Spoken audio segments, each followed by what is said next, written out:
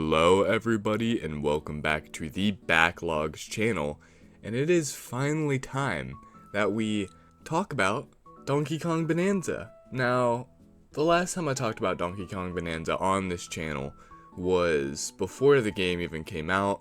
I talked about how I played it a few days before its release date, the demos in the stores, but I promised that I would make a review of the game once I finally beat it, and I finally beat it. I beat it maybe a week ago. I've been busy with the new Kirby that came out, or the new Kirby DLC that came out, and the Mario Party DLC that came out, and I've been playing some Chibi Robo since that came out as well. But I finally had some free time to sit down and talk about the entire Donkey Kong Bananza experience, at least through my eyes. This is my channel with my opinions, so take it with a grain of salt. If you don't agree, I mean, you can talk about it in the comments, but this is just how I feel about the game. Before I start with anything, I just want to say there's going to be major spoilers in this video. If you have not played the game yet, I will not do this often. I will say that there's major spoilers in a game, and if you want to already play it yourself, then click off the video and go play the game, then come back and hear what I have to say about it. But if you don't care about that game, then whatever. I would say for the mass majority of people, I think you should go play this game. I think it is a wide appeal to many audiences, and I think that it is a game worthy of anyone's time.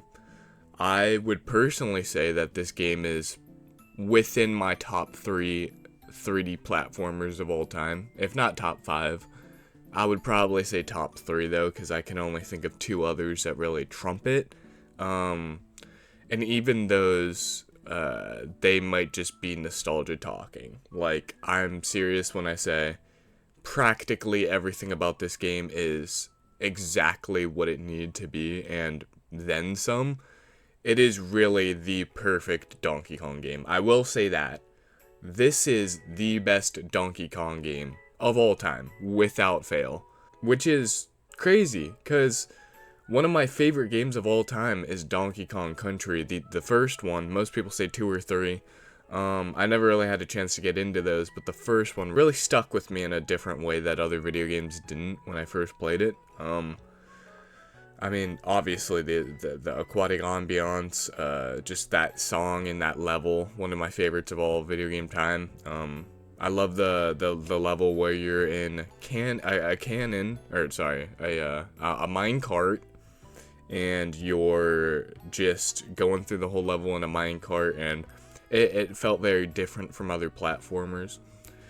I mean, that is the best way to describe Donkey Kong Bananza. It is as if what made Donkey Kong Country 1 for the SNES, what made it so different from other 2D platformers, Donkey Kong Bananza rather, has done that for 3D platformers. It's similar to another game like Mario Odyssey, but it kind of, it's very different. It has its own personality and flavor.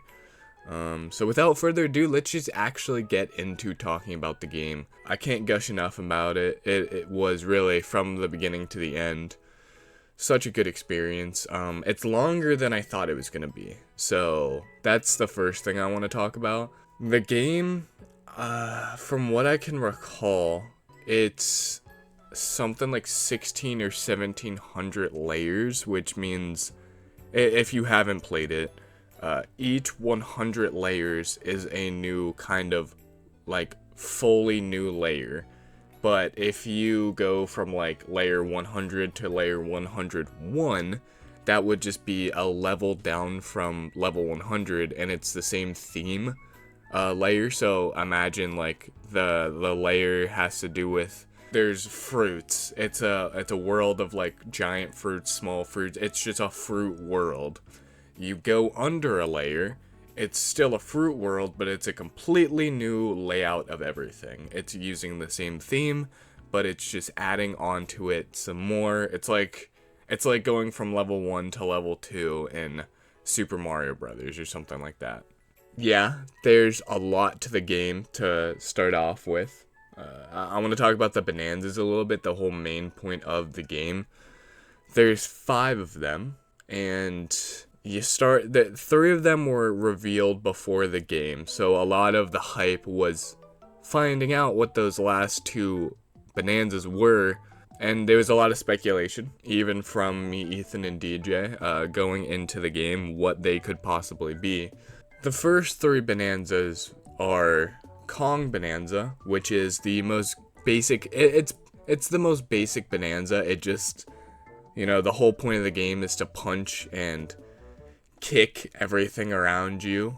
You can break the entire environment. It just kind of adds speed and power to that, so you can punch more in a faster time. It's a very starter power, Bananza, and it shows off that Bananzas are kind of what you use in certain aspects. It really paves the way that, like, all the Bananzas are as important as each other, which it's very hard to do that, because overall you're most likely just being able to give different Bananzas different powers. It's gonna make one of them more OP than the others.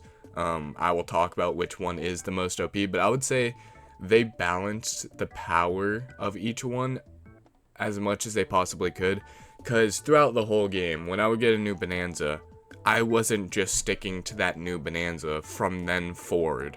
I was going back to Kong Bananza in the last layer. I was going back to, like, Ostrich Bananza in the last layer. I was going back to Zebra Bananza, the 3rd one that was revealed to us before the game came out. All 3 of those I was using in the end of the game. Like, they were as important, maybe not as important as they were when you first got them, because the whole layer that you get them in, you use them practically the whole time because it's made around the powers. But there's a lot of sections where I had to pull out Ostrich Bananza to get from one place to the other way easier. Or I had to pull out Zebra Bananza because I was in a really just straightforward path and I wanted to get through it quick. Or I had to pull out Kong Bananza to break certain materials that only Kong Bananza could break. Like, I used them throughout the game. But the next 2, and this is where the first of the spoilers start. So if you really, again, spoiler warning, this is where the spoilers are really going to start. All this has not been talked about in the trailers or anything. So if you haven't played the game, you've been warned. The 4th Bananza that you get is Elephant Bananza. And I'm not going to lie, when I first got it, I was slightly disappointed. It felt like a very basic, simple, easy path to go down, but it might be a simple animal and a simple pick, but the way that they did it, it is the most overpowered and the best Bananza in the entire game. This is because what it does is you have a trunk, obviously, because you're an elephant, and you can use that trunk to suck up anything in the area. So instead of having to, like, punch through things slowly and, like, maybe if you're using Kong Bananza, punch things a little bit faster, you can just press the trigger and you start sucking up everything in front of you very quickly, instead of having to punch through it all. Like, and you can aim your trunk, so you can just suck everything in your surrounding area, and then you can that alone would make this the most overpowered power. But on top of that, you can also, any material that you just sucked, you can create into a ball form, and then you can throw that ball form. So for example, if you sucked up a bunch of stone, you could create a stone ball and then throw that maybe at an enemy or something. Or if you sucked up a bunch of gold, then you could create a gold ball, and then, if you have a gold ball, it then turns into an explosive that once you throw it, it hits something, it explodes. So you basically can have unlimited explosives. And yeah, it's truly the best power in the game. But that brings me to my fifth Bananza, Snake Bananza. Now, this isn't a bad Bananza. Don't get me wrong. But I feel like it is the most boring and useless Bananza out of the entire pack, with one exception. So I think that the main point of the Snake Bananza was so you can jump to higher places, just give you that extra verticality if you really need it, which there isn't a whole lot of spaces or places in this game where you really need to go super high or anything like that. But the second part of this Bananza is that you can slow down time unlimitedly. So you can hold the Y button for a few seconds, let it go, and it slows everything down tremendously, which is really good. But it has a time limit of about maybe 3 seconds.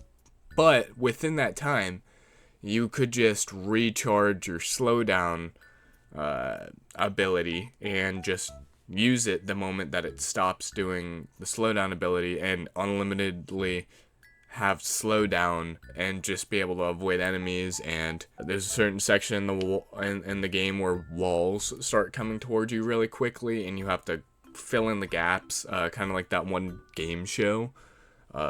And you can just slow it down and then run straight through them because they come at you super slowly. I don't know. It feels like it doesn't fit with the other Bananzas, in my opinion, and it feels slightly useless unless you're really like finding a specific way to use it. Like, I feel like the average person is going to be using Elephant Bananza, maybe Kong Bananza, and Ostrich Bananza the most. And they're gonna throw Snake Bananza and Zebra Bananza to the side, even though those are kind of they're powerful enough to be used besides the other three Bananzas. But maybe to someone who, kind of gets the game more, is very in tune with the controls and what they can do with those Bananzas more. I don't know. But I think overall they really did do the best they could with what they had. And yeah, I was overall very happy with the Bananzas. I was a little, I can't lie. I came out of it a little disappointed. Like, I feel like they could have done a little bit more, considering it was the whole point of the game. It's the name of the game, Donkey Kong Bananza. But, it was good enough for what it was. I'm not gonna complain. It was fine. It was good enough. But Elephant Bananza was definitely the most overpowered. So now I want to talk about, I just want to jump into it. I'm not waiting till the end. The ending of this game is this twist ending, a surprise ending that a lot of people were talking about possibly being in this new Donkey Kong game. And that surprise ending is that the main enemy isn't the main enemy. The main enemy is King K. Rool. The kind of history, if you will, of King K. Rool is he was the original enemy, the final enemy, that is, of Donkey Kong Country 1, 2, and 3 for the SNES. And then those were in the 90s, 1995 or 1996 at the very latest, I'm pretty sure. And he was never in any other game past that. No other Donkey Kong games, no other spin-off Donkey Kong games, no other games of his own, nothing. Until Smash Ultimate revealed him in 2018 to be in the game. And this was the first time we ever saw an official 3D render of King K. Rool. Which makes me think, do you think they knew enough ahead of time that King K. Rool was gonna be in the new Donkey Kong 3D game? They probably didn't have a name for it back then. So they put him in Smash with that much advance. What is that? 7 years advance? It's very much possible from what I've heard Donkey Kong Bananza has been in the works since Mario Odyssey by the team that created Mario Odyssey, which is why the game feels so similar to Mario Odyssey, but with, its own Donkey Kong flair. I don't know. I mean, it's a possibility that they put him in Smash knowing that he was going to be in a Donkey Kong game in the future. They might have even done it knowing possibly that this was going to be the last Smash game and that they kind of had to cover some characters that are going to be down the line and be important again. It is very weird how similar the 3D models are.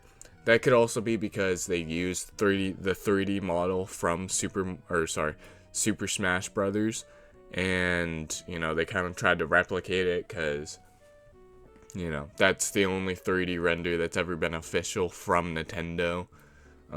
But that doesn't matter. The final boss fight with King K. Rool in this game is so good. I've got to say it's probably in my top 1 boss fights at the end of video games of all time. Like, I'm not even kidding when I say I think it is the best boss fight I've ever done. It's not too hard, it's not too simple, it goes on forever, but it doesn't feel like it drags. You go throughout, I think, 100 different layers, or maybe 1,000 different layers. You even go all the way up to New Donk City from Super Mario Odyssey, which is told to be Pauline's city that she was a little girl in. And King K. Rool goes all the way up there, and that's the first time that we get to New Donk City, and we fight King K. Rool, who has taken over New Donk City, within New Donk City, and we beat him, and it turns into Pauline's city, and then Pauline goes off and does her own thing, and Donkey Kong goes back down, and they both get the wish that they want. It's a perfect ending to the game, I would say. It is exactly what it needed to be. That makes me now want to talk about Pauline in the game. Going into it, seeing Pauline in the trailers... Okay, before that, we gotta backtrack. Before Donkey Kong Bananza, I did not like Pauline. I thought she was a weird-looking character. I thought she didn't have any personality. She was kind of bland in Mario Odyssey, the only game that she's really fully been in. But Nintendo was pushing her really hard. She was almost, for a second there, like the second most popular princess. Like, before it was Peach, Daisy, then, like Rosalina, and then Pauline, when she joined back. But then, it kind of felt like Peach, Pauline, Rosalina, then Daisy, number 4. And now, it kind of feels the same.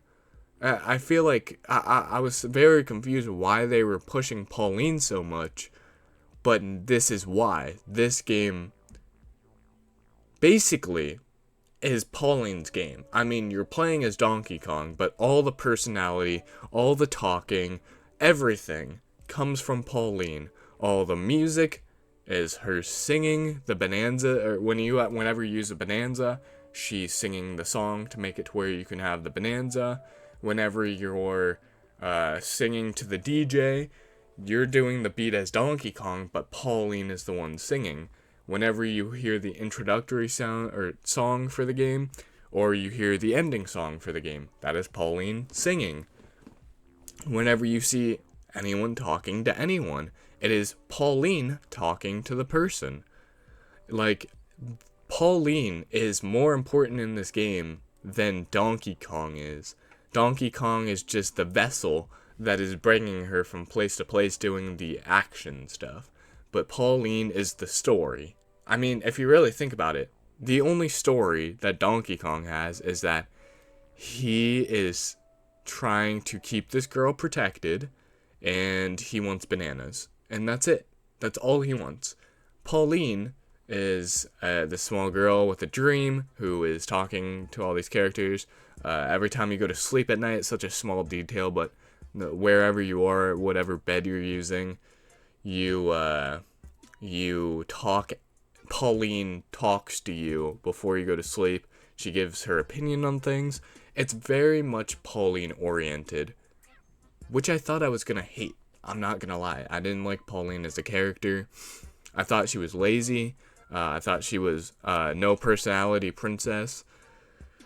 But she seems, as in this game, to have the most personality of any princess, which I hope correlates to a time in the future of adult Pauline having more personality, because in Mario Odyssey, she did not. She was a singer in the city who sung, and that's it. In Donkey Kong Bananza, she has dreams, and she's curious about things, and she has opinions, and it's very human. You know, it's hard to describe, but I really, really enjoyed the Pauline character in this game. Also, another thing that I think of just off the top of my head, the costumes in this game, some of them have stats that kind of help you with what specifically you're doing in a certain place. So like, for example, you could have 20% less lava damage being done to you when you're in lava if you wear a certain type of article of clothing, or you could have a 100% more chance of getting a disc from killing an enemy, or when you wear a certain item or something like that. They're not all like that, but it really is interesting to me that they kind of went down that route. It's not a very Nintendo thing to do, especially for such a simple franchise as Donkey Kong. A very straightforward, you're Donkey Kong, you punch things, and you get bananas. But they're adding this kind of stat system, almost like it's Breath of the Wild, or an Elder Scrolls game or something like that, which I liked. It added another flavor. You didn't need it, but you could have went the whole game without having any different articles of clothing on, but it was there anyways for the people that wanted it, and it was nice. And not only that, but they were actually good outfits, and they fit the worlds that you could get them in, and it actually gave a reason to get the certain currency of fossils. It gave that a reason, and that's another thing I'd like to just say real quick. Every single collectible in this game has a purpose. There isn't a collectible like star coins or in new Super Mario Brothers games that have no purpose. Every single collectible has a purpose. And you collect fossils to get certain items, like, or I guess you get certain fossils to get articles of clothing. You get discs to fill out your music selection. You get these Banandium coins, I'm pretty sure they're called, to be able to buy bananas. And you get bananas to be able to, I mean, that's the whole point of the game. Get as many bananas as possible. There's certain sections in the game that you can't get in unless you have a certain amount of bananas, kind of towards the end of the game, which gives those full purpose as well. But yeah, I feel like the fact that they made all the collectibles in this game purposeful made it just better. I just thought it was a better, I think it works very well. Now, I want to talk about the skill tree a little bit. Another thing, kind of like the stats on the clothing that you can buy. The skill tree, if you don't know what a skill tree is, it's basically stat boosts that you have to collect a certain amount of something for.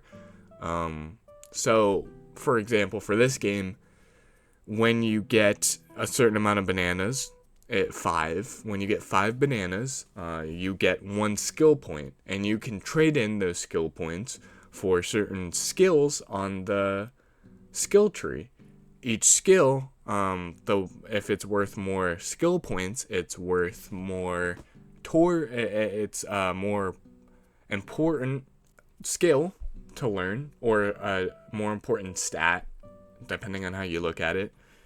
But I think they added another layer to the skill tree, which is Bananza skills, which is basically you can use skill points to get certain new fighting mechanics, or just new mechanics that you can use your Bananza for. So, for example, you can buy a skill point, or you can buy a skill to make your punch stronger when you're Kong Bananza. Or you can use a skill point to drop explosive eggs when you're flying in the sky as Ostrich Bananza. Or you can use your skill points to get a stronger sucking power and a longer lasting sucking power when you're Elephant Bananza. It's a very interesting way of doing it, and it makes it to where you actually want to collect as many bananas as possible so you can get stronger by the end of the game, have all these abilities, and by the time you hit the final boss fight, you have enough to be able to sustain yourself, and you're not running out of energy really quick. And yeah, I didn't know how a skill tree was going to work in such a basic game like Donkey Kong Bananza, but I think it worked very well at the end of it, and it was a very good inclusion to the game, and I enjoyed it. It actually made me want to get as many bananas as possible. I think I ended up getting 600 or 700 bananas by the end of the game, which is about 65 to 70% of the game completed. And that was just by the time I beat the game for the first time. I already had that many bananas. I probably had like 10 to 15 bananas I didn't get in each world, maybe more, maybe 20 or 25, out of like 40 to 60 bananas in each world. So yeah, or each layer, sorry, not world. But yeah, I could talk for hours about this game, how good the level design is. It is top tier level design, how it's half open world, half linear. It's like Mario Odyssey, where you can pick the linear path if you want to. It very much it really puts the linear path in front of you. If you just want to get through the game as simply as possible, take the linear path. It always tells you where to go, but you can go anywhere you want within the world at any time, for the most part. If it's a section up ahead, you might not be able to do the certain things because you don't have the certain abilities yet, or something like that. But for the most part, it's basically find your own adventure. Bananas are hidden everywhere throughout the worlds. One point I will give it against Mario Odyssey: the bananas are way better placed than the moons in Mario Odyssey. Bananas actually have a purpose. Some certain moons could just be hidden in a random spot that you have to like just stick your nose in every single crevice of the game, and you might possibly find a moon. Every single banana feels like it was purposely placed, but the story of the game kind of says bananas were stolen for the most part from the villain you think was before King K. Rool. Before you knew who King K. Rool was, they were stolen by this evil monkey guy, but he left a few behind in each world, and it's supposed to be random, like there's bananas in random places that he couldn't find because they were just randomly, just everywhere, and he just stole as fast as he could and he went to the next layer. But they still felt purposeful in a way that they weren't completely random, but they felt like they were randomly placed because that's kind of how the story worked. It was a very good medium, and each banana was placed very nicely, where it felt like you had to accomplish a new challenge to get to each banana. It wasn't just like I was poking around in certain areas and I just happened to find a banana. Like, no, you have to find 4 of these little fractoid guys, and then they give you a banana. Or no, there was a fractoid person who was a puzzle piece that was missing its 3 other pieces, and you have to go find those 3 other pieces and lead them to the big puzzle piece, put them together, and then you get 2 bananas out of it. Or you find this gold stump that you have to feed gold, and it gives you 3 bananas. The more gold you feed it, turning it into a tree, or a golden tree. Each banana felt very specific and purposeful, and this is a small thing, but I really like how they displayed bananas. Like, as soon as you go into the world, the moment you find your first banana, which is always right there, it's a set of 5 when you go into a new layer.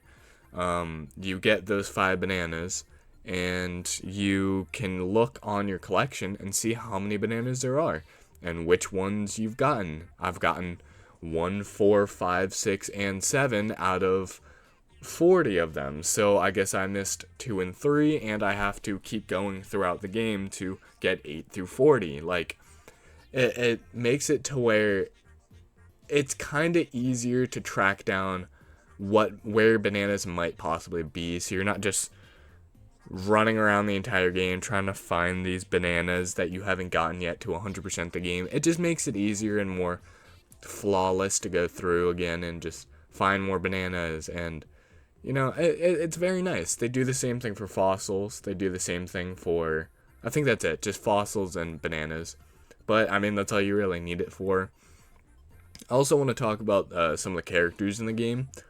The Fractoids, specifically, I think are such a good character. It's such a breath of fresh air to see a character that's so unique and so just feels timeless. Like, we've never seen these Fractoids before this game, but they feel like such a natural Donkey Kong character, and just a character in general. They're so approachable, and all their dialogue is so simple, but it works so well. And the fact, just such a simple detail as you can punch them, but and like half of their body disappears, like Fractoids just disappear, but then they regrow back, and you can never destroy a Fractoid. Like, that's so cool, and it's so simple. But I don't know. There's something about the Fractoids that just really spoke to me. I really liked them a lot. But I mean, there was the monkeys in the beginning of the game that were kind of like mining monkeys. They were mining for like bananas and gold and stuff like that, and they were all right. They definitely fit into the Donkey Kong franchise. They're okay. I mean, they're not bad. They're not good. I would say they lean a little bit closer to the good side. I like them. Not much to say about them. But each world that had a Bonanza, a Master Bonanza, or whatever they're called, for some reason, by the way, first, to get each Bonanza, you had to go to the Master Bonanza guy, who is the giant version of the Bonanza that you got. So, for example, there was the Kong Bonanza, or the Elder Bonanza. That's what they're called. So, Elder Kong Bonanza. Like, he was this giant old elder version of what you would turn into, and for some reason, all the Elder Bonanzas were DJs. So, I mean, I guess it kind of fits in with the Pauline singing thing, where they DJ the song, and then Donkey Kong does the beat on his chest, and then Pauline sings alongside, and that's kind of like you're channeling your inner Bonanza by doing that. I don't know. It was slightly weird. It was weird in a good way, though. Like, it wasn't a bad thing. It was really sick, honestly. But I like it. But what I like even more than the elders was the characters in each world being mini versions of what the Bonanza you turn into. So you go into a world, you see a bunch of zebras everywhere, zebra people, and you're like, the Bonanza is probably going to be zebra. And then you go into a world and there's a bunch of snake people everywhere, and you're like, the Bonanza is probably going to be snake. I like how they didn't make it such a surprise to go in and be like, I wonder what the Bonanza is going to be. No, like, until you get to the Elder. I don't know. I like that. It gave little hints into, okay, this is cool. It hypes me up for what the Bonanza is going to be like as a snake. I liked it. And that was just a little bit of the characters. Obviously, the Kremlings make a return when you get to King K. Rool. They basically take over all the enemies once you get to King K. Rool. But there's also these there's a lot of enemies where you have to destroy their outer like rock layer or gold layer or like stronger material layer, and then they turn into these gold skulls, or like, yeah, they turn into these gold skeletons or these gold skulls, and you have to destroy the gold skull.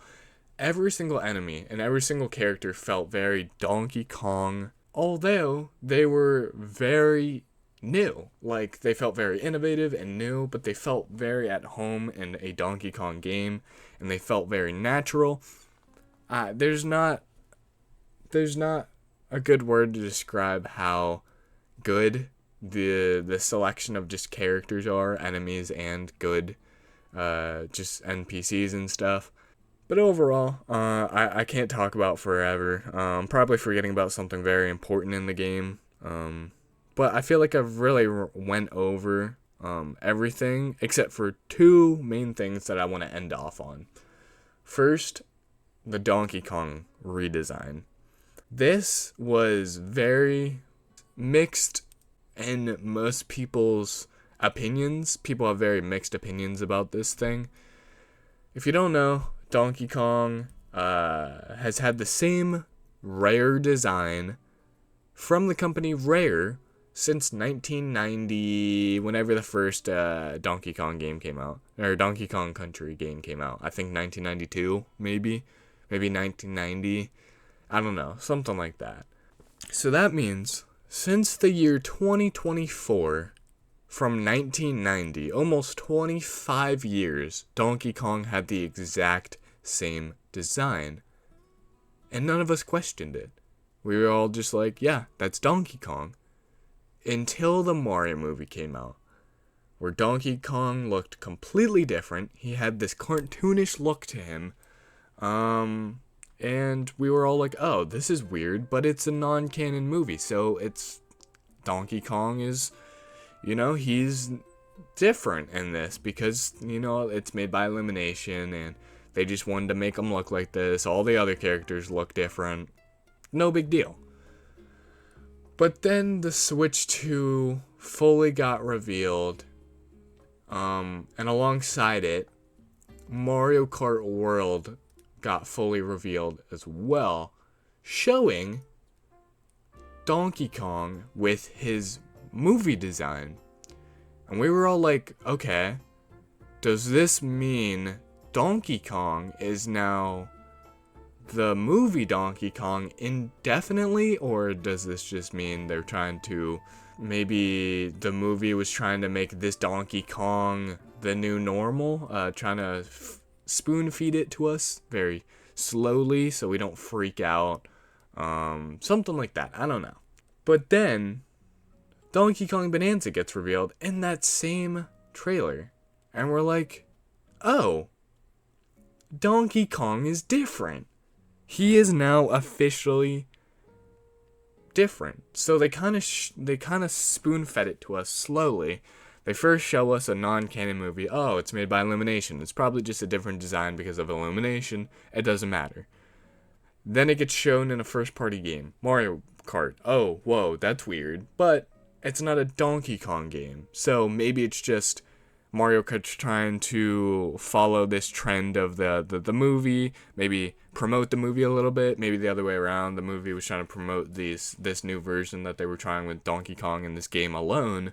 But then they drop the biggest bomb. They show it to us in an actual Donkey Kong game, and we then know at that exact moment, okay, this is the moment that Rare Donkey Kong is being erased from history, and we are now moving into a generation where Nintendo owns Donkey Kong and they do what they want. This is Nintendo's Donkey Kong. Just like in 1980, when they created Donkey Kong, his face didn't look like the Rare design that was created, but now they're kind of reverting back to Miyamoto's original idea for Donkey Kong, silly, goofy, giving him more emotional looks. He's not always looking stern, and I think it works. If you want to know my opinion about it, simply, it is better. At first, I didn't like it. I think that was just because I wasn't used to seeing Donkey Kong in any other way than the way I was told to see him always. But I think overall, he's a better design now. Simply, he just looks better. He fits the character that he plays better. He's more emotive, and I don't know. I don't know how to describe it, except for the fact that you know, I like it. It fits his character. He's silly, he's goofy, he can make all these emotions. He can be sad, he can be mad, he can be happy, he can be goofy. Like, it works very well for the character he plays. And especially in this game, I couldn't imagine the rare design being what was used for this game, so I think they made a very good choice. Changing up the design. It fits Donkey Kong's character better. Simple. The last thing I want to talk about before I end this very long backlog video. Between Donkey Kong Bananza and Mario Odyssey, they were made by the same team. They're very similar in feeling. Which one is better? This is a really hard question to answer. I think they both have their strengths and weaknesses compared to each other. I think Donkey Kong Bananza is a better game overall. I think Mario Odyssey has better music. Simply, it just has better music. I think it has better level design. It's more memorable in my opinion. I think Mario is just more approachable, to be honest. He's a lot less emotive and a lot less a part of the story, but he's Mario. He's like the NPC of video games. You pick Mario because he's Mario. He's like the guy of video games. You know what I mean? So it's so, I don't know. It just feels more approachable to go into a 3D Mario game. Although, I will say, Donkey Kong Bananza, I can't believe I'm saying this, is the better game.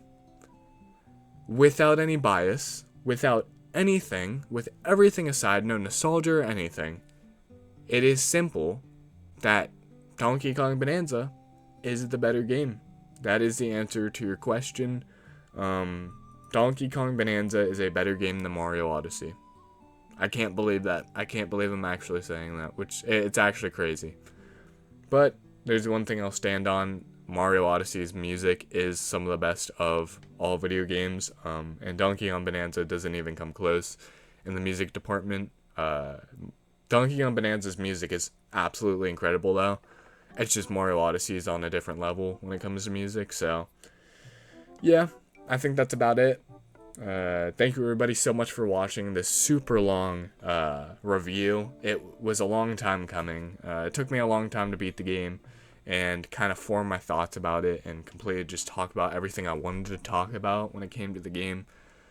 So yeah, thank you everybody so much for watching. See you guys in the next Backlogs video, and bye bye.